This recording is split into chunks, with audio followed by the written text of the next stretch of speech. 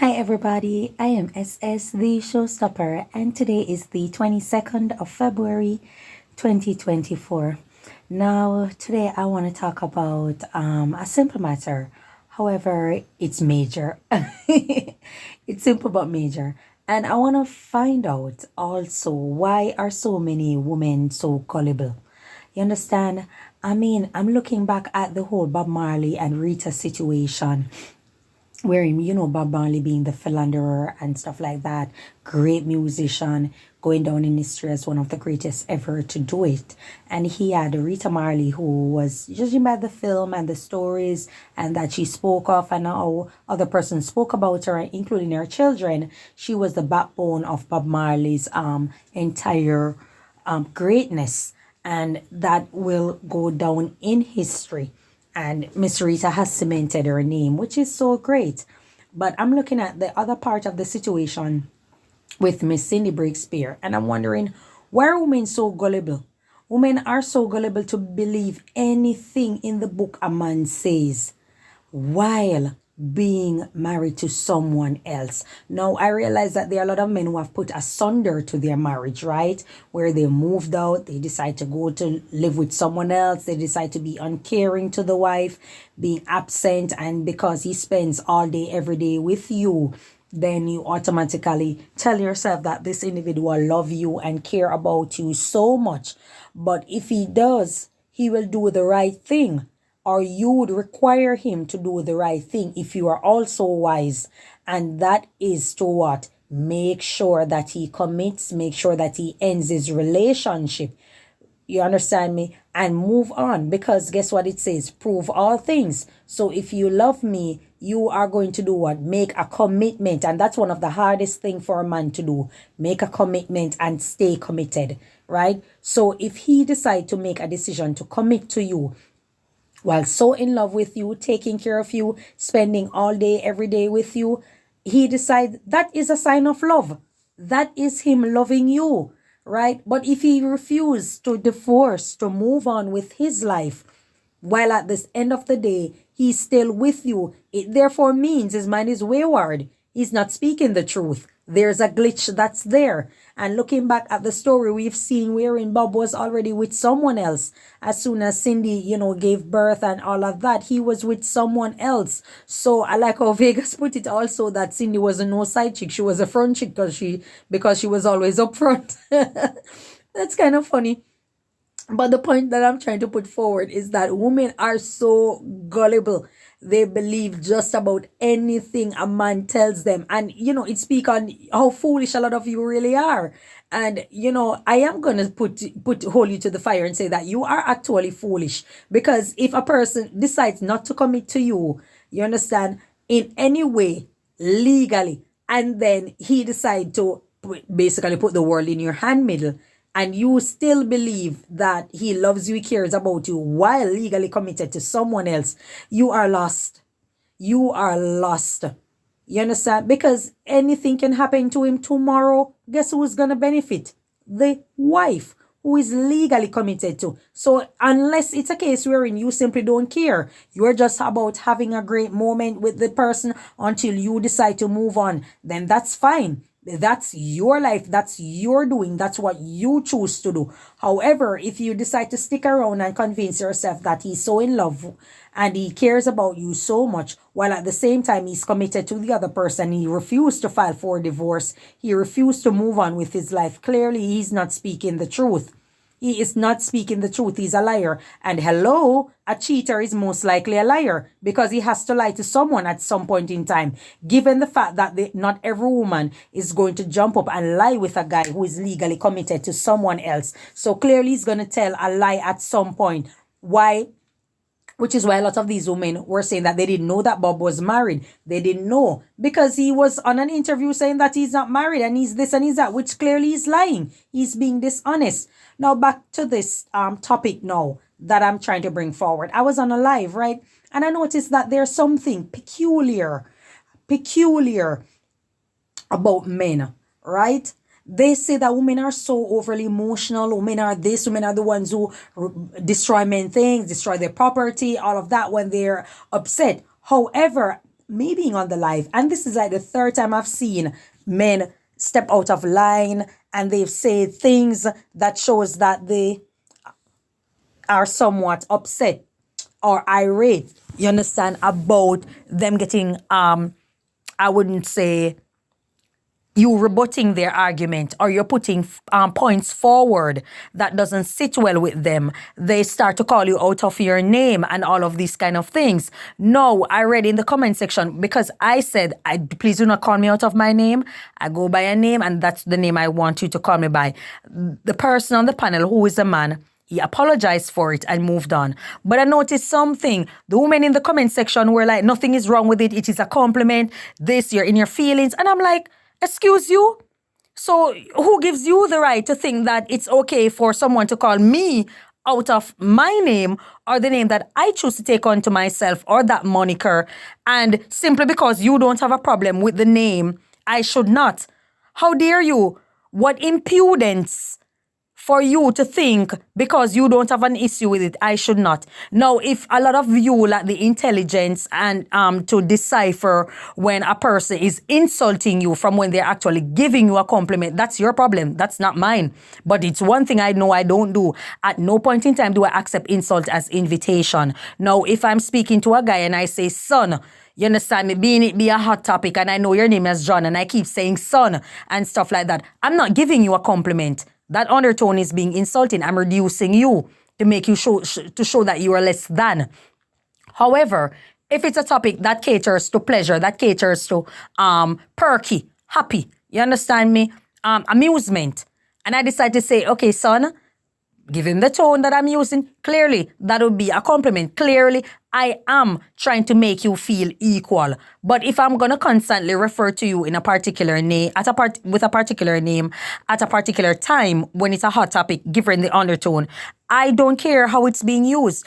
I don't like to be called out of my name. I don't like a guy calling me baby, honey, sweetheart. I'm not from a B. You women might walk around and that's a compliment in your world. That's a compliment in your world. It's not in mine. And given the tone of the conversation, I simply would not accept it. No, it's good and gravy that the person who was saying it apologized and moved on with their life. I am at the part where the woman decided that because they don't have a problem with it, I should not. We are not from the same background. We are not from the same world.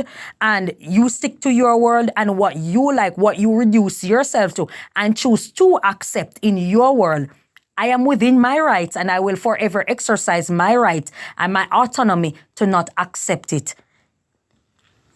And with that being said, this is why I'm incorporating it with the whole Bob Marley, Rita situation and the Cindy situation. What you decide to accept is what an individual will give to you. If you have no standard, if you have no self-value, no self-respect, you simply are going to take anything. The person is going to constantly give, because a man tap into his animal instinct when he's given total autonomy. Total power over you. You hand your power over to him. Or when he's in a situation where his movement is completely restricted all day, every day, he's going to reduce himself to animal instinct. He's going to tap out because he's going to find ways or coping mechanism. And usually it's an unnatural state that he's going to reduce himself to. So once you give a person total power over you, they're going to do just about anything because you hand them that power. I am not from your world. I am not going to. If I don't like it, I'm within my right to say that I don't like it. Another thing that I notice a lot of you women keep doing, I don't know who invited you over to my channel. I don't know where you get the notion from that your disdain for how I dress was welcomed. I did not solicit it. I'm on my channel all day, every day, and I dress the same way all day, every day. We are once again not from the same background. Another thing that I noticed, I'm proud of the fact that I'm from a society that was very open. I would not use the word liberal because my parents were disciplinarian. However, I'm from a society that was very open. And so I don't need to go onto another landmass or live among certain type of people in order to see the difference. I was brought up and raised in that society. And because of such, I'm at liberty. I feel free will. And that's what I exercise on my channel. persons who are of a different background and a free will to come and express themselves on my channel respectfully. So if my clothes or my this or my that have a problem with you, find yourself somewhere. You are not welcome here. I'm not soliciting your attention. I'm not soliciting your likes. I'm not soliciting your comments. My environment is simply not for you. There are clubs where you are simply not welcome in, because you have to be invited in order to be there. And that's what I'm trying to get a lot of you people to understand. You don't come to my channel and tell me what and how and stuff like that I should dress. I cater to free will people. You are simply not a free will individual. You are locked into a matrix that is designed to tell you and to dictate to you how you are supposed to dress. Put what you are supposed to put on your body. I am not from that society. I am from a society that has decorum, that has respect. However, there is a free will and you are free to exercise it. That's the society that I am from. So that's why we don't share the same background. My channel is simply not for you. Kindly excuse yourself and go where you are welcome.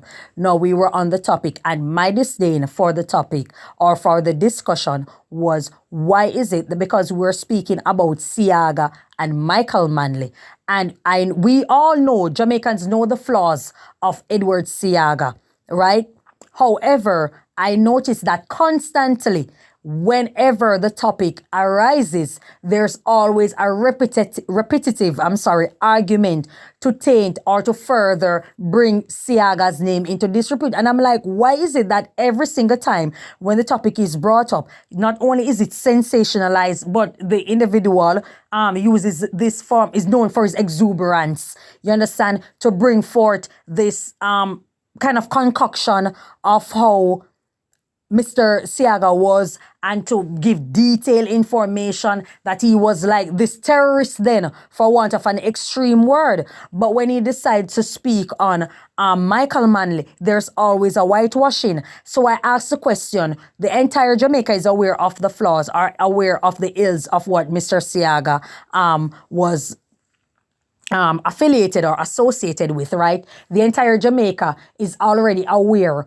of the greatness of Michael Manley. Why is it that when the topic arises, there's always, the rhetoric is always being spilled about the negative of Siaga and the positive of Michael Manley? Why is it that you can't speak then on the flaws of Michael Manley, given that he wasn't perfect, and speak of some of the things that Mr. Siaga instilled in the society that helped to further advance it? Why is it that it's always something negative for Siaga and something positive for Manley?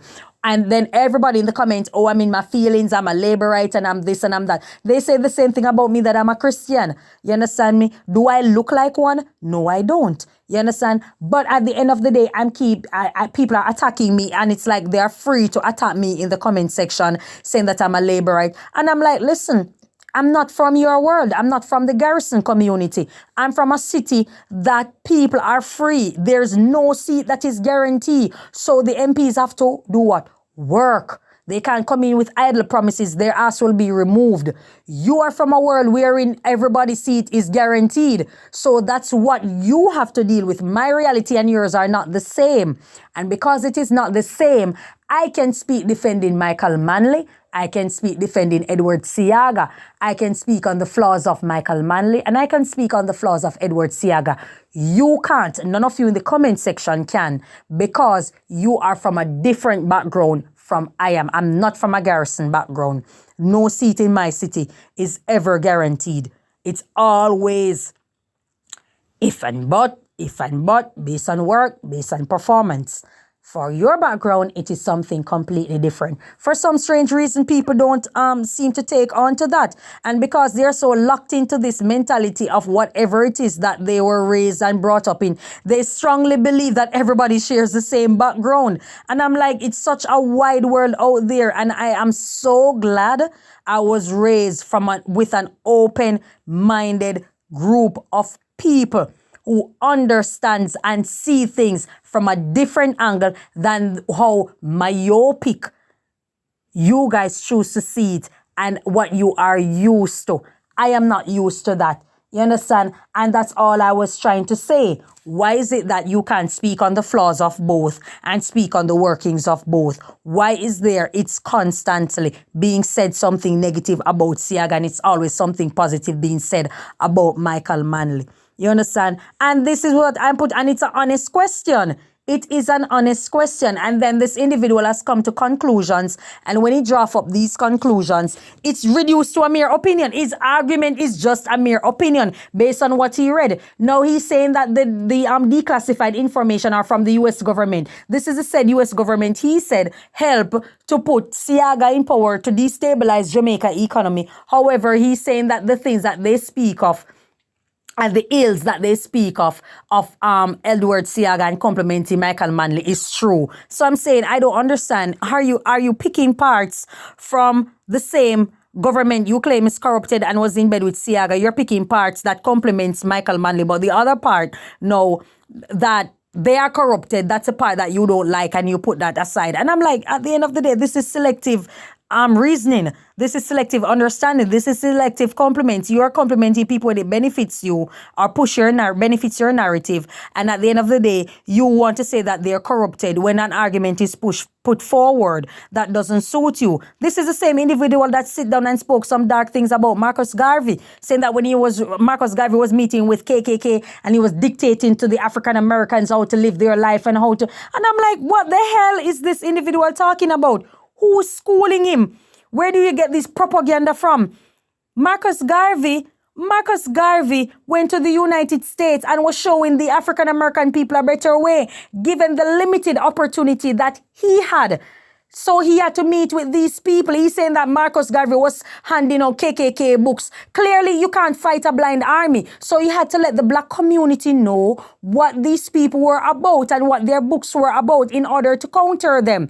And he wanted the African American people to get a safe livity in the country while being left alone and not being terrorized by these individuals. And that's what Marcus Garvey was doing. This guy has reduced Marcus Garvey, saying that Marcus Garvey is out of order and him bright to dictate to Americans, saying that the man was a dictator, dictating to American people and all of that. And I'm like, tonight now he's on to something else. He's reducing political leaders. And I'm like, what am I listening to? So I had to chime in. You understand me? I had to chime in, and I was saying that, listen, Michael Manley isn't perfect. He wasn't perfect. He's not a perfect individual. And if we understand that politics is corrupted, you are just going with the lesser of two evil. So if you choose to go with the lesser of two evil, how is that a straw man argument? If you know offhand that politics in and of itself is corrupted. So these are the arguments that I was putting forward. But like I say, there's something that I call time passage. And in time passage, it's much like an epiphany or an awakening. However, it goes further because it caters to time. And what it does, it tells you when to transition. It's not like you wake up one morning with an awakening like what an epiphany does. With time passage, you see it coming and you know when there's a limitation, you know when to stop, you know when to transition to something else, you know when to simply move on. That time and space which the universe presents to you is the time that you should take advantage of. It's giving you the green light that, hey, this is where it ends. And so with that being said, I look at the entire situation because of these overly emotional men who claim to be so robust and so tactful and all of that. I look at all of it combined and I just say, listen, time passage has come. Time passage has come and it's time for me to transition. You know, sometimes you have outlived your welcome and that's life. Sometimes you have outlived your welcome and it's time to move on to something else. And I embrace it wholeheartedly. And that's life. That's one of the most beautiful things in life is when you know when time passage has arrived. I'm sorry. You know when time passage has arrived and you just say, okay, this is it. This is the time. I simply have to move on. And that's what I love about myself. And I cater to it because these are what I ask of the universe. And the universe have presented to me. And so I embrace it wholeheartedly. You understand? So I just want to thank you so much for your time. Thank you so much for listening to me. And I welcome people who are open-minded, people who are not locked into the matrix, people who are not consumed by all the foolery that they see out there, people who are not consumed by hidden agendas, ulterior motives, personal gain, people who are not consumed or blinded to the fact that there are people out there who have an interest that benefits them solely and trying to push a narrative to try to rewrite or sensationalize history and all of that. And also people who are interested in building themselves and building the inner man. And it's a beautiful story that will lead to a beautiful ending for oneself and us as a people and us as a nation. That's all I have to say. Thank you so much for your time. Enjoy your day and may God bless you. Bye-bye.